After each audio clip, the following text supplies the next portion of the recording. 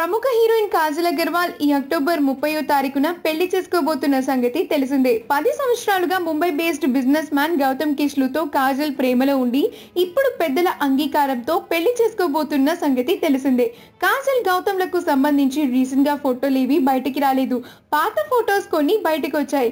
అయితే రీసెంట్ గా కాజల్ తనకు కాబోయే భర్త గౌతమ్ తో కలిసి ఉన్న ఫోటోస్ నెట్టింట వైరల్ అవుతున్నాయి.